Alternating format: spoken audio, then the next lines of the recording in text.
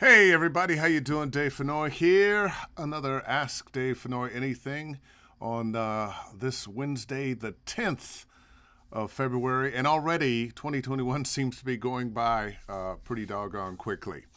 A couple things on my mind. No guest tonight, just me and you, your questions, your thoughts. Let's chop it up.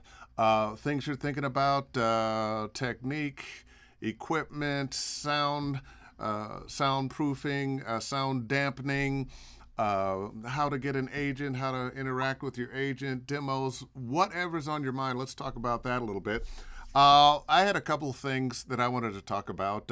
One, as I scroll through Facebook, in the few moments that I have free, I am seeing a lot more text to speech ads where people can just, they oh, it gets under my nerve. Stop paying for voiceover. Use our text to speech. And some of it, as I check it out, is not awful, but it's still not real. And I just do not believe in the long run that it's going to put us all out of business. There are going to be some jobs that are taken away. If you're rolling up to a fast food place, instead of perhaps the person who's trying to cook, take your money and do all those other things, there may be a text to speech that says, "Hi, welcome to fast food restaurant. How can I help you?" And you give your order. I'm not so upset about that. There may be some explainer videos. There may be some things that come with a product that you bought, explains how to use the product. But for real commercials, real narration, video games, for animation, I don't think that's going to go away. Fingers crossed. We can talk about that too. Oh, reminder, Connection Open works for me. It can work for you. I know Source Connect is right now ruling the world, but sometimes you need a backup. I sure do. And Connection Open has saved my butt more than once. I want to talk about taking classes in voiceover and private lessons. I think you should do both, and you should do both for different reasons, especially if you are a beginner, really getting your feet wet or only been at it for a year or so. I really think classes will help you out for a number of reasons. One, you'll get to see where you are in comparison to a lot of the people that are in the class with you. You'll find out there's some people that may be miles ahead of you or just have a lot more talent, or exactly the opposite, or you might find yourself right in the middle, more talented than some, not as talented as others. And speaking of talent, we all have different talents, so if you run into that class and there's some person in there that can imitate anybody and does a million voices, doesn't necessarily mean that their career is going to be better than yours. It'll be different, but maybe not better. I think of the late, great Don LaFontaine, who you could have called him a one-trick pony, but one hell of a trick. And I suggest classes before private lessons. So you do have kind of an idea of where you are in the voiceover world. You're not going to, if you're in a class, you're probably not going to be in a class with people who have been doing this for 10, 20, 30 years. Well, some classes, master classes. Sometimes when I give those, they're people who have been around for a long time. But most people who are taking the classes are beginning or intermediate. And if you are beginning, if you're intermediate, it really gives you an opportunity to, kind of see where you are and realize what kind of work you have to do. Now, the private classes, those are great, private coaching, because the person you're working with is working directly with you. It's all the concentration is on you and the obstacles you have to overcome and the things that are wonderful about you that hopefully that coach can point out to you and help you enhance. Sometimes we don't know the thing that's great about us. We all kind of live in this world where we see each other not through the eyes of the world, but through our own experiences. And sometimes We think we're better than we are, and sometimes we don't think we're as good as we really are. And hopefully your coach can help you discover where you really are in terms of a voiceover career, what kind of talent you have, how well you'll fit, are you ready for demos and agents and whatnot. Okay, we'll talk about some other things. I just wanted to, prime the pump, as it were. Let me say hello to some folks. Hamrock Ronald, hey, how you doing? Linda Scudlark, how are you? And Isabel Tugman, how you doing? Michael Haskins, what's going on? Susan Bernard, happy birthday. Woo-hoo-hoo. Didn't you just have a birthday? Okay, I could be wrong.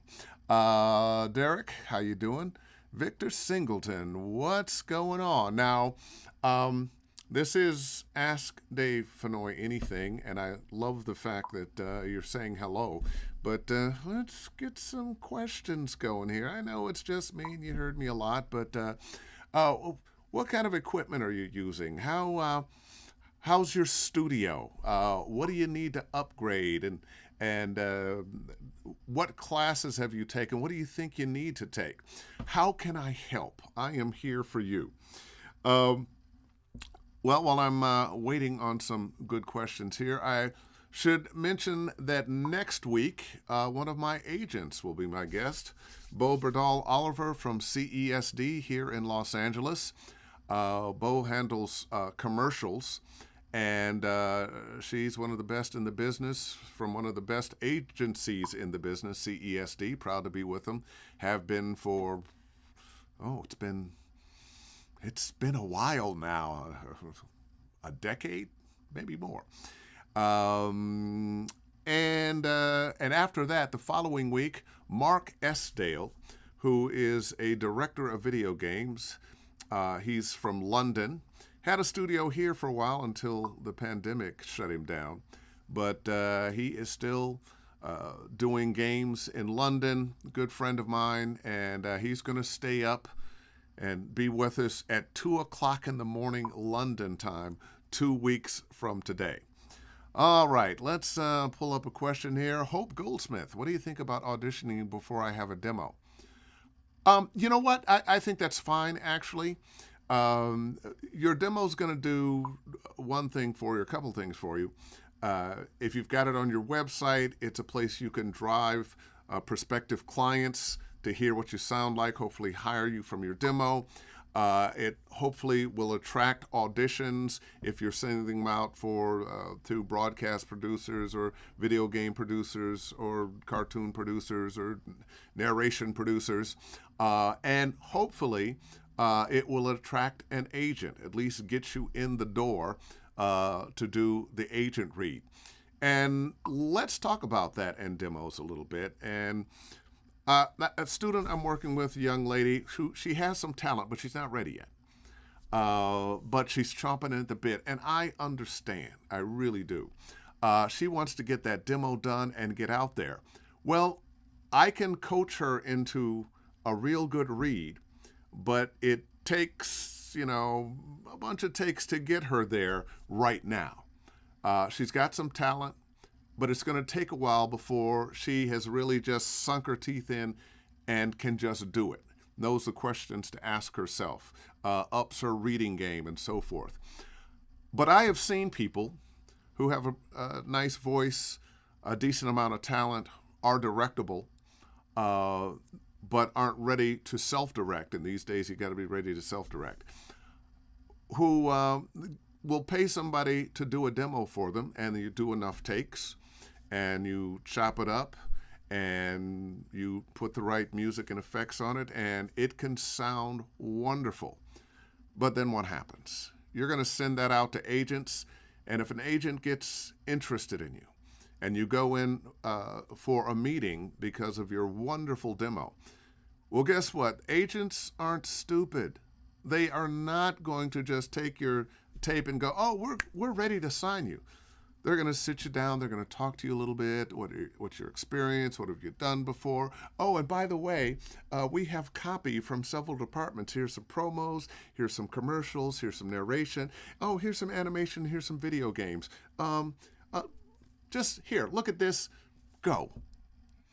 And if you aren't able to go right then, well, you've missed that only opportunity to make a great first impression. And they'll remember you, but not for the reasons you want them to remember you.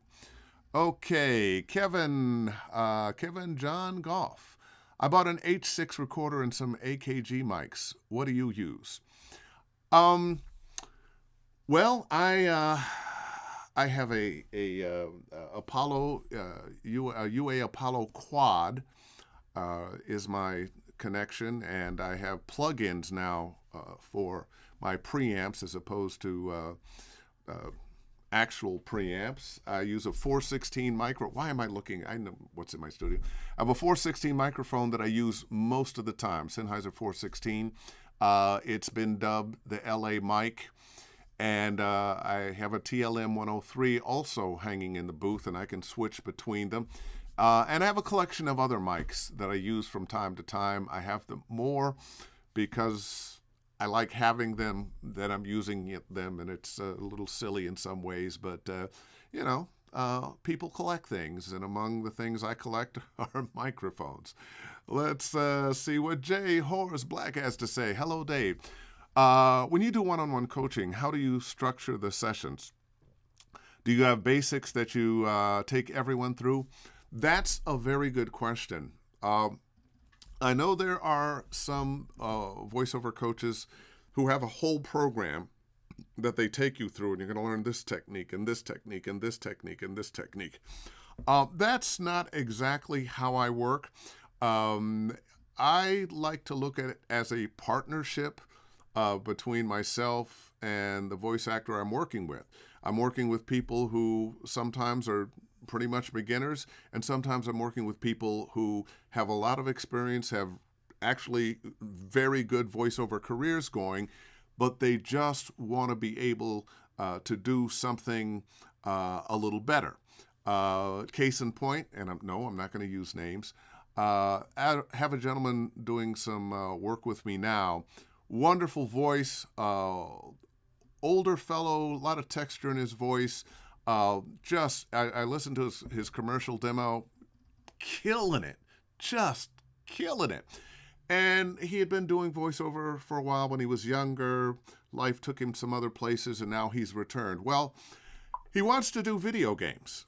His commercial read is nowhere near any video games, but he managed to market himself to some video game developers outside the United States, which you can do because there's so many of them. And they had him playing a character. And he said, but I don't quite feel like I'm getting the hang of character work. And when I listened to the work he was doing, he really didn't. It was very stiff. He was actually doing more of a read that was a narration read. Hi, I'm calling. We need help here. Can you come help? And so I said, well, let me see some of the scripts you're working with. And we worked together a little bit on that. I gave him some ideas about being more of a character, more of a person than a professional voice. And he went back to the people he was working with. They had him doing a lot of work that he was self-directing. He scrapped all that, sent them new takes, and they're like, oh, man, this is it. This is great. So we all can learn something at some time, no matter how long we've been doing this, no matter how successful we may be. All right. Derek, what's going on, man? I have two agents, one being in LA. How are things going, and are they opening up? I'm going to say they never closed down. I think in many ways voiceover is busier now than it was before. The first thing that happened commercial world-wise was in these troubled times, we all have to pull together. All the companies were trying to get a message of unity and hope, and we're there for you, and so forth and so on. And that still is going on somewhat. Oftentimes when the economy is bad, the commercial business goes up because now they're trying to attract more business. You also find that when the economy is bad, they return to more deeper, older more comfortable voices because they want to comfort you, and they want the pat on the back and hug from daddy as opposed to the kid next door.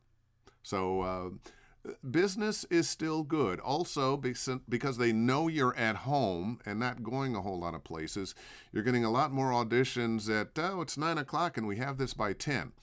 So golden handcuffs. Golden handcuffs. I don't get to go out for lunch and do a lot of things. I'm usually around the house. If I'm not teaching, I'm auditioning. If I'm not auditioning, I'm working and trying to move my schedule around because it's busy. All right, Michael Sessoms, what do you recommend for uplifting your self-direction game?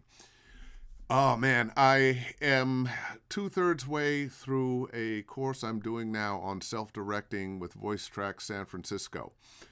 And it really is about retraining your ears. So you're going to have to learn some new techniques, perhaps. But it's really about retraining your ears. When we do a read, the more in control of our voices we are, and we want to be in control of this instrument.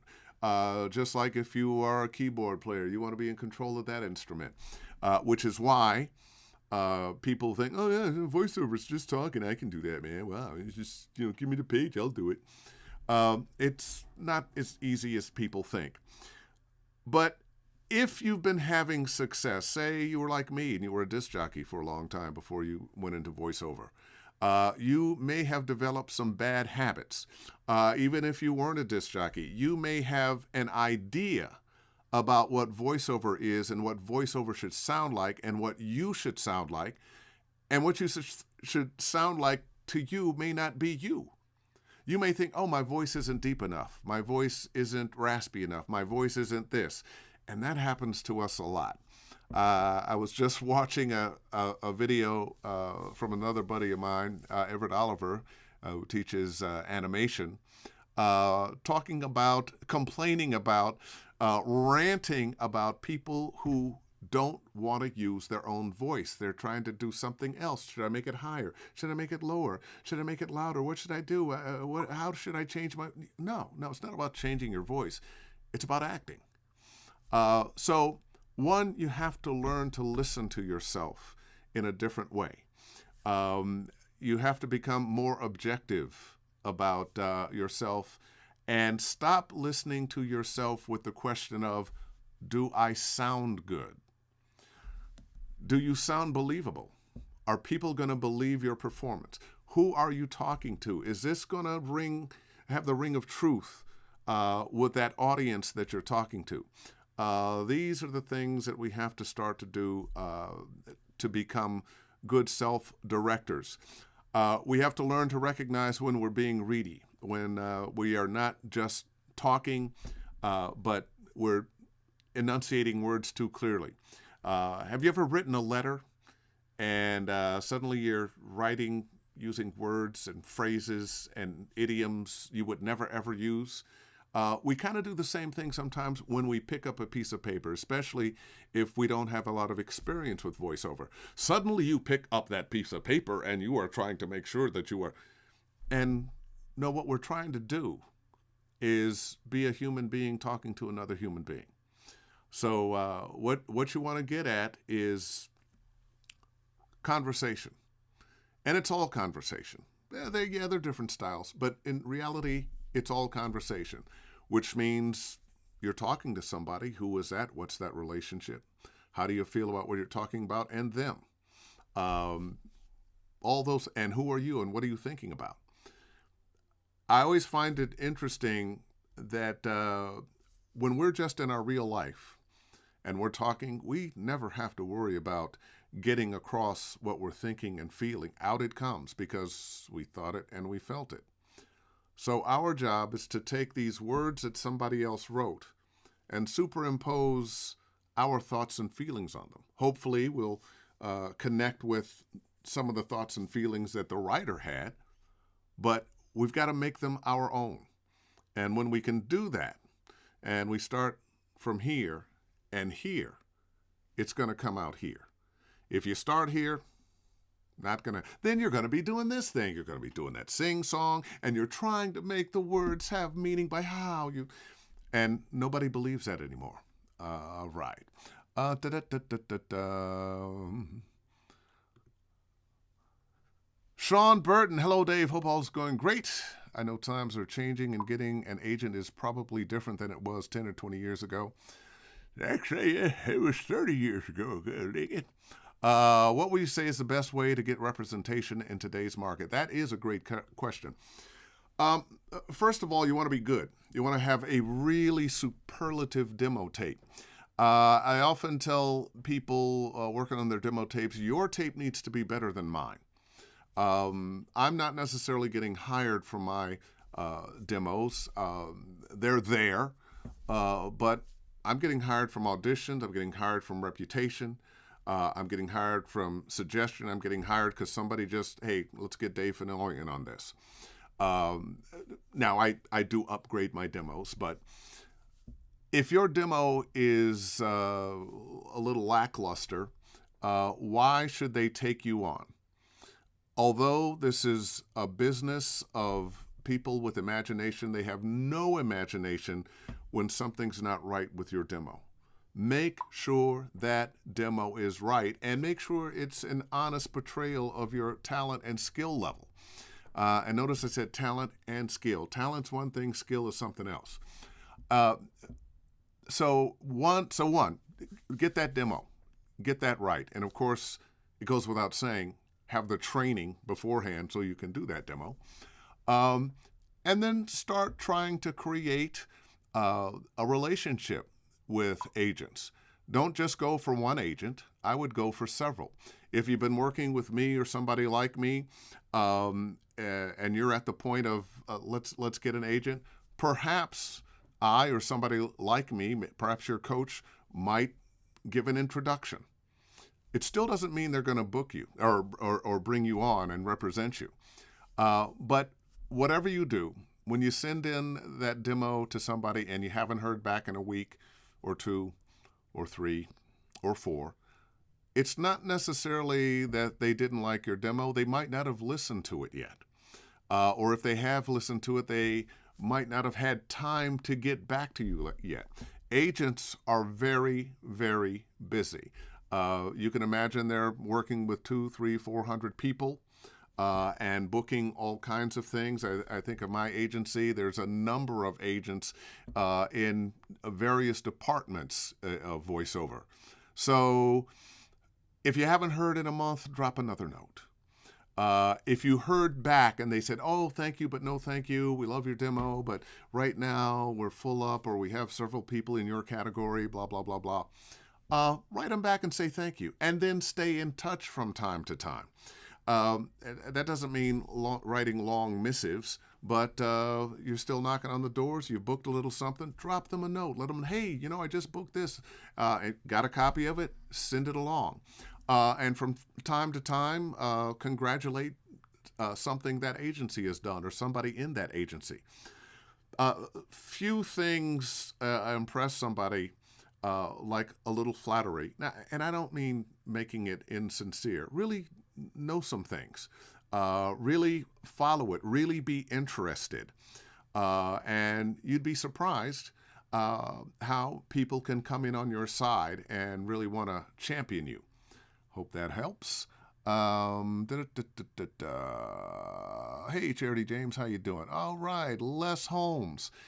Well, I thought we were going to get more Holmes, but bad joke. I have a TLM 103 and an AFIX channel processor.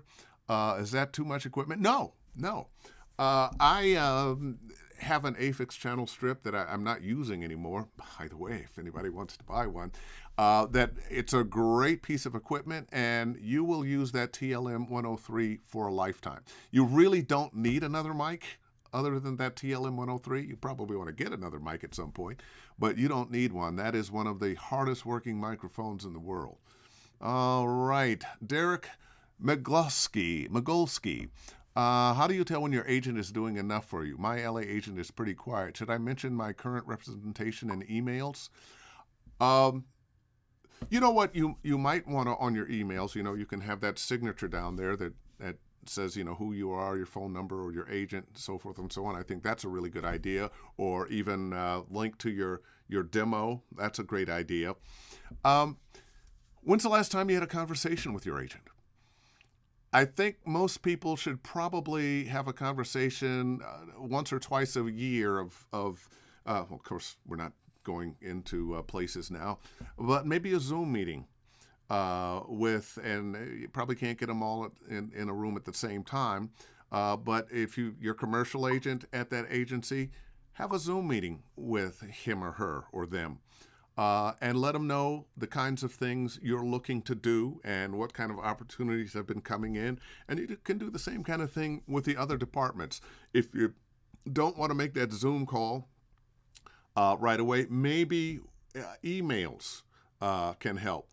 But stay in touch. Just don't sit around and wait and nothing's coming. They may actually have a truth to tell you that they don't want to tell you, like, oh, we're really not feeling you now. We don't feel like da-da-da, you're doing this, but they haven't gotten around to dropping you. Well, let them know what it is you want to do. And if that seems to be the thing, well, better to find another agent now while you have an agent than wait for them to drop you.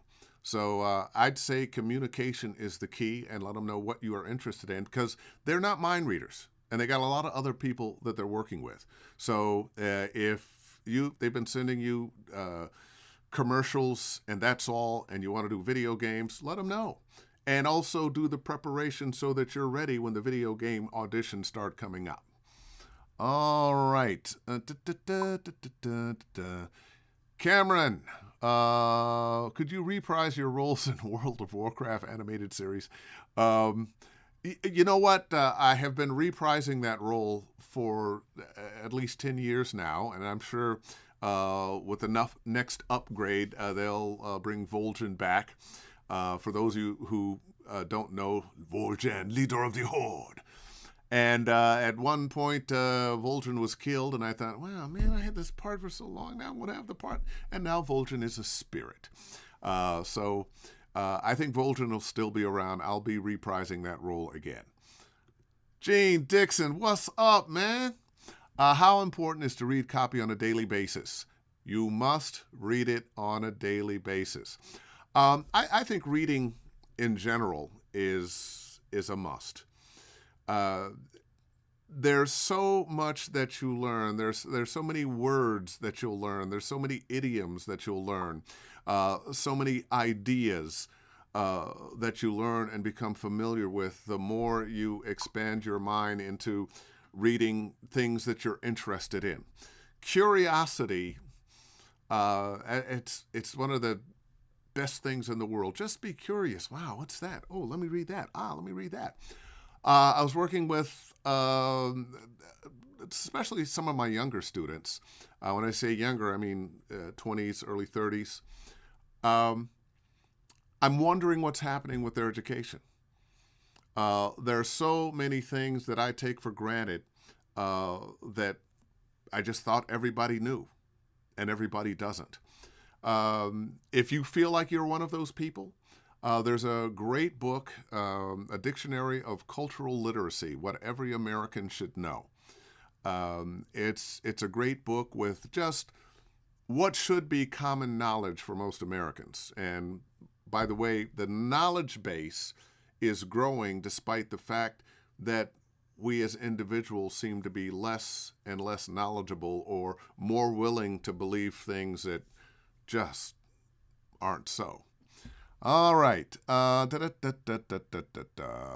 Hey, Lee, how are you? Thank you. Who is Denise Woods? Oh, you saw the book. You saw the book.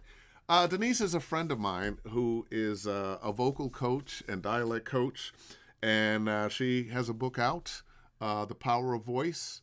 It's a good read. She's a great person, and I'm trying to arrange to have her on as Dave Fennoy anything sometime in the not-too-distant future. John Meisner, I like that. Good point, Dave. Better to be interested than interesting. Well, I actually find if you're very interested, sooner or later you become interesting. You want to be that person that people want to talk to because you actually know something. Da-da-da. Sarah Tyndall, what if you have great agents but you're not booking? Coaches think you sound great, asking for a friend. Well, I'm going to say a couple things. One, we all go through ups and downs. Everybody in this career, you're going to have some peaks and valleys. The world changes if you have kind of locked yourself into a particular read. Maybe that read has gone out of style. You might need to take some private coaching or classes to kind of knock some of the cobwebs out and let you see some other possibilities for how you communicate, how you approach copy. And sometimes it's just not the right fit. Sometimes if you're not booking, that's the time to start knocking on some other agents' doors. And it's always easier to get an agent when you've got an agent. And they're kind of like a marriage. And, you know, I don't think agents are trying to hurt you, but sometimes we don't understand one another. Sometimes they're not. They think they get you, but maybe they don't really get you. Maybe they're sending you the wrong copy. If you're having that come to mind, that, well, why did they send me this? This isn't really me. And no agent is going to send everything that's right. But 80% of that copy they send you should be somewhere close to your wheelhouse. If it's not, if you're scratching your head and wondering why they're sending this copy, they haven't really figured out who you are. And you need to have a conversation. I'm amazed how afraid people are to have a conversation with their agent. Your agent is working for you. You're not working for them. They're working for you. And you want to help them help you. I promise you, they want to know what you can do and what they can do to get you more work, because they make money when you make money. It's a whole different thing with these pay-to-play sites that they're going to make money. You're paying them to be on their site. They're taking percentages of whatever you make as well. And if you pay more, they'll send you more auditions. No, your agent. They're a human being. Have a conversation with them. Let them know what you want to do, what you're looking to do. And if it just seems like they're not feeling you, feel another agent. All right, Miss Susan Bernard, ladies and gentlemen. How much for the AFIX, and why or why not do you need it, want it? Because I've switched over to the Apollo UA system, or the UA Apollo system, I should say.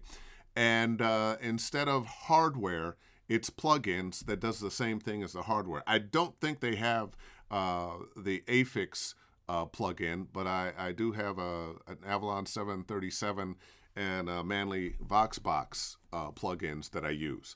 So the AFIX, how much? Well, it ran me about $1,000. I don't know, maybe half of that. All right, Jonathan Theobald. Hey, Dave, how do you feel about Shure SM57 for a low register voice? I'm not a fan of the Shure SM7B. Shure SM7B. I said 57, did I? I was thinking about those dynamic mics. I'm not a real fan of that Shure mic. A lot of people use them. I'm not going to say they're terrible. I would go in another direction. Sorry. Mike. Hi, Dave. Can I combine character animation video game into one demo? I would suggest not. The worlds of video games and animation are very different. Rule of thumb. Wait, let's get it on the camera there. Yeah. Rule of thumb. Video games lean into drama. Animation leans into comedy. Does that mean there's not comedy in video games or not drama in animation? No. But the people who are listening for animation probably aren't going to be into some of the dramatic things that are going to be on your video game demo, and vice versa. Now, I know there's some people who have done it, and maybe if you've been in the business a long time and you have some name recognition, you might be able to get away with it. But I would suggest no. All right. Hamrack, what's the difference between yours and Lee's voice from The Walking Dead? Well, that was he was a little more world weary than I am. It's pretty much Lee was here and a little quiet. And he was concerned about everything. Life was kind of hard for Lee. So this would be Lee and Clementine. Clem, come here, girl. Lord have mercy. Look at you. Take a bath. And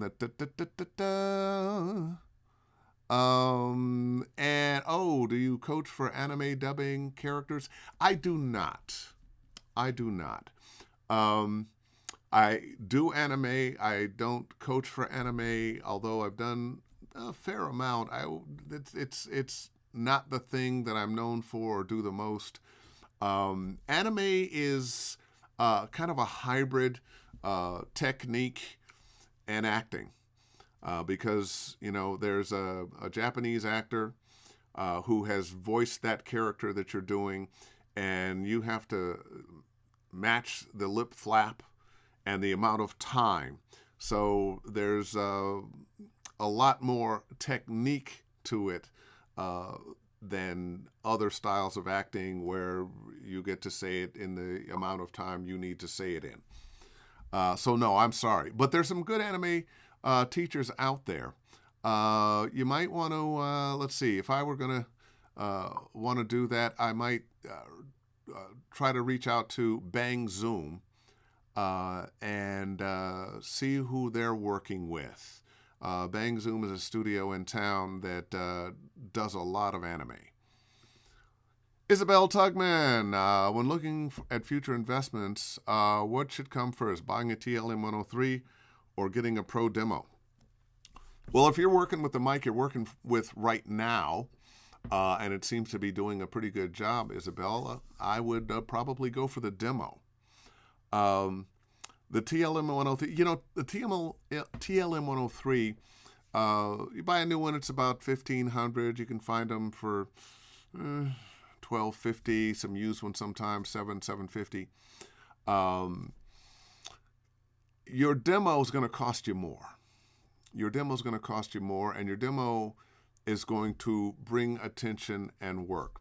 So I would go with the demo first to up your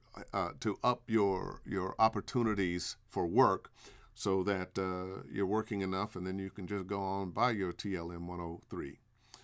Mr. Mark Preston, hello and good evening, Mr. Dave. Mr. Mark, keep those notes coming. Michael Scott, who trained you to use the Manly box and plugins? I just upgraded to a UA Apollo Twin. Tim Tibbetts. I work sometimes with different people. Tim helped me with that Manly voice box, and he was great. Had him on a few weeks ago on Ask Dave Fennoy Anything. So I would recommend him. I would recommend Jordan Reynolds. I would recommend George Whittam. And not in any particular order. They're all wonderful.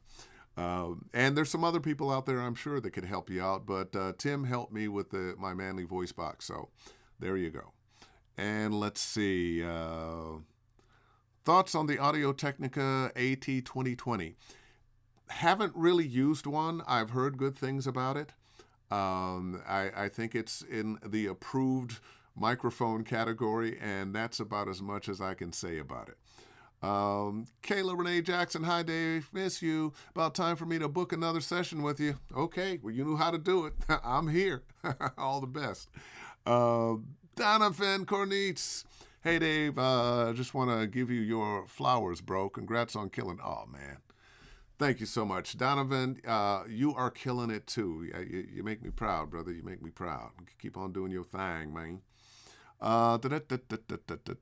Michael Sessoms. Derryberry is a good coach for anime. Debbie Derry, sorry I didn't think of her right away.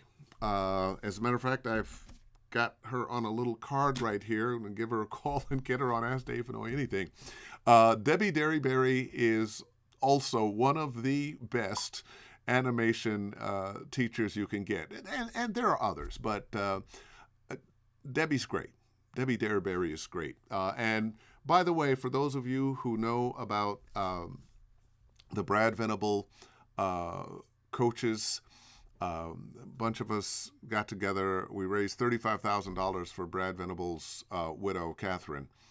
And I forget the name of the person who won, but she's going to get a chance to have some coaching from each of us, and one of those people is Debbie Derryberry. So thumbs up. All right. How do you get taken into a union, and how does it work? Well, you knock on the door and say, "Hi, I'd like to join the union." "Oh, yes, I have my, is it $3,500 now to join?" There's a couple ways to join other than that. Because of the Taft-Hartley Act of many years ago, you can, not being in the union, work a union job, and then you'll have 30 days to work any other job before you have to join the union. But once you are Taft-Hartley, sooner or later, you're going to have to join the union. So what I would suggest is give SAG-AFTRA a call, tell them of your interest, and they will give you the lowdown. So SAG-AFTRA, and it's been I've been in the union since the 80s.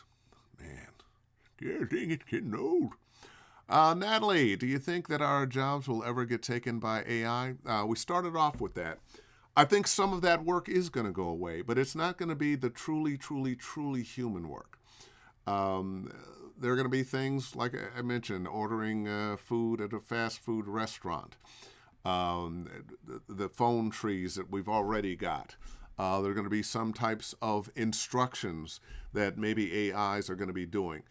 As far as AAA commercials, cartoons, video games, narration, I don't think that's going to happen. I don't think people are going to want to listen to the voices that are, everything is right here, and it never goes beyond that. And I say that as somebody who, I'm an AI voice. I'm one of the voices on Google. I'm a Google Assistant voice. If you want the middle-aged, cool black guy, that's me. Hey, Kevin, what have you not done yet that you are longing to do? You know, I just want to continue doing what I'm doing. I'd like anybody else. I'd like to do some more Disney and Pixar cartoons. I'd like to be in a cartoon series like the Jetsons or the Simpsons. That's long running and pays millions of dollars a year. But I'm enjoying what I'm doing. I'm working on a number of video games, a number of cartoons, a number of commercials, some narration, and I am enjoying teaching as well, which, when I started it, I, wasn't sure I was going to enjoy as much as I do. I just want to keep on going, man. One of the things I found out, it's senseless to worry. If you show up every day and do what you're supposed to do, no matter how low things may be right at this moment, they're going to turn around. Every time I've been in a low point, oh, wow, I lost that contract with that gig and it was this much money, and oh, gosh, what am I going to do now? Something else came along. And you can't always predict. We want to think, oh, yeah, well, maybe if I got that, or if I got this, or I got that. And the world is changing so fast. Hulu, when I was the voice of Hulu, and we're going back 2007, 2008, the economy had just crashed. Two of my biggest clients had gone out of business. I'd been the voice of Showtime at the Apollo for years. I'd been the voice of Time Like Music, R&B, and gospel for years. And they were like, every month, every few weeks, every week with Showtime at the Apollo, and every month or two with Time Life Music. As a matter of fact, there's a Time Life Music channel, and sometimes late at night, if you click to it, you'll hear me, which I'm not getting any residuals for, so it's kind of annoying. But those were my two biggest steady clients, and they went out of business for a while. They're back. But they went out. Well, I don't know if Showtime for the Apollo was back, but they went out of business. And they went out of business owing me a lot of money, a lot of bankruptcy. Uh, it was not a fun time, and I did worry. But I kept working, I kept auditioning, and Hulu showed up. It wasn't a lot of money when it started. They were, but after a few months or so, Hulu became quite the great gig. So just keep showing up and doing what you're doing. And I could have not known where Hulu was going to come from. Um, I hadn't read about it in the newspapers. I happened to be at a party, and I was sitting next to a guy who asked me what I did. And, well, I do voiceover. Oh, really? There's just a new thing, Hulu. I'm one of their producers, and they're looking for a voice. Give me your email. I'll send you an audition. A week later, I was a Hulu guy. It wasn't a lot of money to begin, but by the time it was over, it was pretty nice. Camilla, how are you? Good to see you. And Camille. Hi, Dave. I think thank you for those encouraging words. Okay, you're welcome. And Michael Haskins, that was you on Showtime, Time Warner. Yeah, but wait, there's more. Showtime at the Apollo with performances by. Wow, I can almost still remember it all. Okay, and where are we now? It's 46. A couple more questions, and I'll kind of wrap it up. What else? What else is on your mind? Anything? I'm going to go back to a couple points about demos. Make sure your demo is you, especially in your animation and your video game demos. I hear so many bad demos of people trying to do too much, trying to be too many things to too many people. You have a signature voice, and I want you to think in terms of your favorite character actors. They always sound like them, don't they? They always give you the same feeling. There's something about them. Those are the voices that you will imitate, that comedians will imitate. Those character actors, they show up on the screen, and you get a particular feeling one way or the other. That's because they're being themselves. And that's what you want to be. That thing that people notice about you, make fun of you about, or enthralled with, that's the thing that is going to make you your fortune. It may not be super obvious, especially to you, because you get up and you wake up in the morning, there you are, and you're with yourself all day, and that doesn't seem particularly special. But I promise you, there's something very special about you, and that's what you want to bring to the table, that specialness. So when you're doing your animation demo, sure, you want to be able to do a bunch of character voices, but nothing, not so many of them or so far away from your natural voice that people don't get an idea of who you are. On your video game, maybe you want to do some accents and some monster voices and whatnot. Okay, great. But not so many that people don't come away with a feeling of who you are burping, who you are. And what you sound like, what's that worldview that you kind of get a feeling about based on just who you are and how you speak. I've heard too many demos where they start with a bad accent that they don't do, and then they go to a monster voice, and then they go to some other voice that is not them, and by the time you finish it, you don't know who it was. You don't have a sense of them. You want to make sure that you have a sense of you. How much longer is your wife going to let you keep the beard? She likes the beard. Yeah, she likes the beard. Maybe your wife won't let you keep a beard. Oh, man, I'm sorry. Michael Haskins again. Here's an idea. Can you use some of your mics in future shows, please? That's a thought. I will keep that in mind. Whoa, I got a paragraph. Let's see. One more. Would you be up to doing online interviews in the future? I do interviews all the time. So yeah, I do interviews all the time. Sean Burton. By the way, I'm loving that big role. I got another question for you. Wait a minute. Let me move this where I can actually see it, because that's a lot. It's right in front of my face. I got another question for you, and sorry if this one is a bit long, but I'm 3 years out of voiceover school. They made me a demo, and I was picked up by an agency, but recently had one private session with a VO coach and was politely told my demo was not that good, and my agency I am part of is, come back, and that I'm part of is not very credible. The news shook my plans, or the news shocked my plans for VO a bit. So I believe my next step should be private coaching, and currently saving up for that. So what would be your recommendation before private coaching? Thank you for your time. Well, when you don't have any money to take some lessons, I would go to places like Dave Fennoy voiceover training, where these end up. I would go to, Chuck Duran and Stacy's thing. Somebody will mention it in there. But there are a lot of free resources from people who have been in this business and just want to share. What is it? Chuck and Stacy's thing. Somebody please print it in there. Okay, they'd be so pissed off if they knew I couldn't remember it right now. It's the gray hair. But there are a lot of free resources on YouTube from voiceover people like me who are talking about just the kind of things we're talking about now.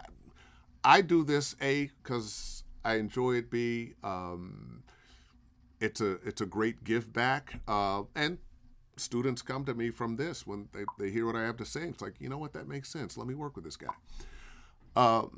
VO Buzz Weekly, thank you. And Trakina, actually, I saw it I said it came to my mind just before I saw it from you, but thank you. I needed that. VO Buzz Weekly, they've been doing shows for several years, and they bring everybody on. You can see my episode with them. But all the voice actors, all the agents, all the casting directors, there's just so many people that they have interviewed. I think that show's been on for 8 years or so. Get as much free stuff as you can. Even when you're paying for lessons, get as much free stuff as you can. Immerse yourself. Let it get into you. That's what I would do. And have somebody else rate your demos. People send me demos all the time. I'll listen. I don't always get to them right away, but send me your demo. I'll check it out, and I'll tell you honestly what I think. So do those things. And maybe if they're telling you your agent isn't that good, I'm interested to know who it is. But don't put it in public. If you want to DM me, that's fine. There are a lot of really good agents out there. I love my agent. They're great, but they're not the only ones. And there are some agents that maybe not be that great. So start knocking on some other agents' doors. Maybe think about upgrading your demo. I don't know how old it is. And get it reviewed by a few people and see where you are. All righty then. John again. For your gaming auditions, do you leave any lead-ins on your audition? Words, laughter, or oh no's? Or is it in script only? I've been told both, but just curious what you do. I don't typically do lead-ins. It's kind of considered a little amateurish.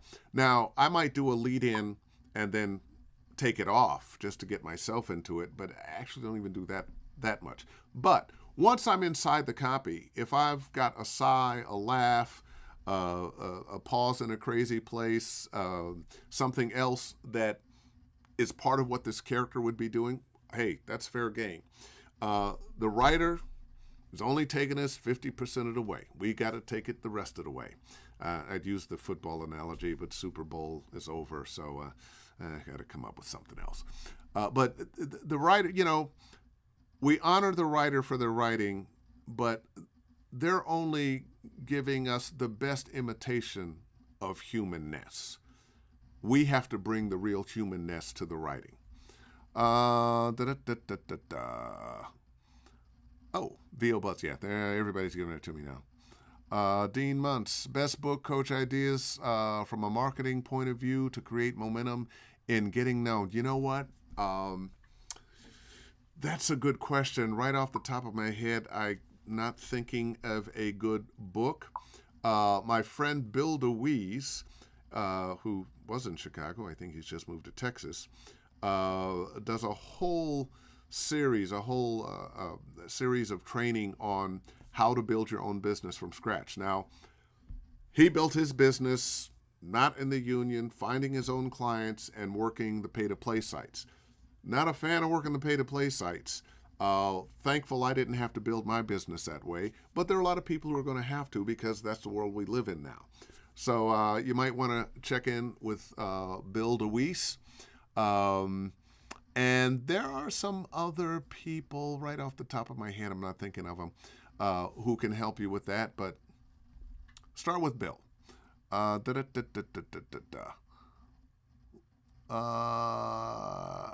VoiceOver Extra has a plethora of free info as well. Thank you, Martha Kahn. VoiceOver Extra, you can find out rates. One of the things, we in our business, if you get going, especially you're doing it yourself, you haven't gotten that agent yet, and people are getting in touch with you, and, well, how much do you cost for, no. And a lot of times as artists, we're a little uncomfortable about talking about how much money we want to be paid for this. And sometimes you feel like, well, it's not taking me that hard. I'll do it. I'll knock my price down. Don't. Make yourself a price sheet. You could start with SAG-AFTRA, see what pricing is for various types of jobs. There are other places you can go to get an idea of what you should charge people and base those prices on these uniform codes or these uniform amounts. Let's see. Pamela E. Ice. Hi, Dave. Thanks for taking the time this time by yourself. My question is about accents. Do you do them? And what about Chinese? I do accents, and yeah, I can do a Chinese accent. I wouldn't do it, though, for work anymore. The world has kind of changed, I will do international accents if it's European of some kind, if it's African, if it's Caribbean. I'm not going to do Indian accents anymore. I'm not going to do Asian accents.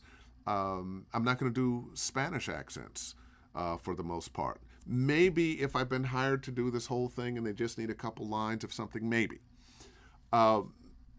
But we live in a world where there are lots of us with lots of different backgrounds: black, white, Asian, Latino, whatever. And I think we need to spread that work around. Everybody needs an opportunity. I know you'll hear, oh, but it's acting. I should be able to. Yeah, but it's also show business. And we don't really have an affirmative action for show business, but I think we all need to be cognizant of hiring all the people from whatever persuasion. It's better for all of us. Okay. How was it to return to the role of Lee? Okay, now we're not doing Dave Fennoy questions like that. Dave, we always hear comments about less than well-respected coaches and demo producers. Is there a list of vetted coaches and producers that is publicly available? Not so much as a list, but if you went and saw, well, who are the coaches that did the Brad Venable thing? I'd vouch for every one of them.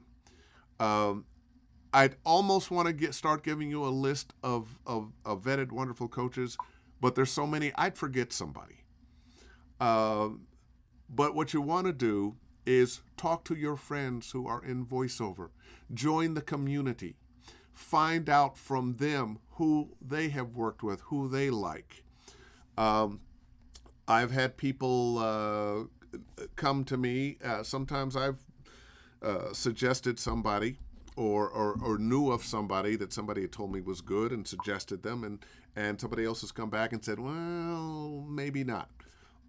You know, you're spending your time and your money.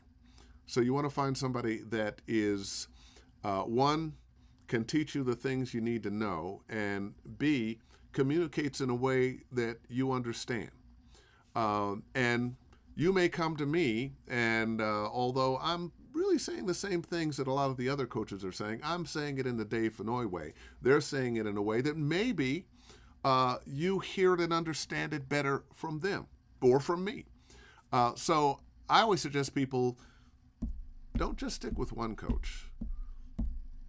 And especially if you're doing more than one genre. Find some really good people that can specialize in something. I teach everything, but I specialize in voiceover for video games because when I started teaching, I don't think anybody else was doing it. All right. John Driscoll. Hello, Dave. John Driscoll to say hi from Vietnam. Hey, man, how you doing? And Andrea Al. Sorry if you already went over this. I came in late. How long should a VO demo be? 60 seconds for commercial and promo demos now. You can get longer sometimes, I think, with animation and video games demos. The video game demos that I do are running 90 to 2 minutes. If they're really good, it doesn't feel that long. Commercial demos, 60 seconds is... thank you, Martha Khan. GVAA rate guide, very helpful for rates, and that's I couldn't remember who they were. Couldn't remember the letters. Okay, Michael Haskins. I think, Michael, we're going to go out on you. How many international clients do you have? Is it hard to get one? I'd love to have one when I get started. You know what? I haven't counted them. I have several. And the world's getting smaller and smaller, and I have clients in Russia, I have clients in Asia. I've even, not active right now, but South Africa.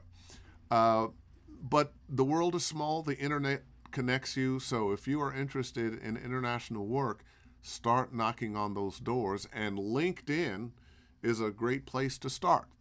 And with that, I'm going to call it a night. Remind you again, I know, Source Connect, but you need Connection Open, so check it out. Let's see. Next week, one of my agents, Bo Berdal Oliver, who is a commercial agent at CESD, and the following week, Mark Esdale, who is a video game director out of London, and a good friend of mine, and we will have a great conversation about being in character and getting in character and some other things. So all the best, and book something.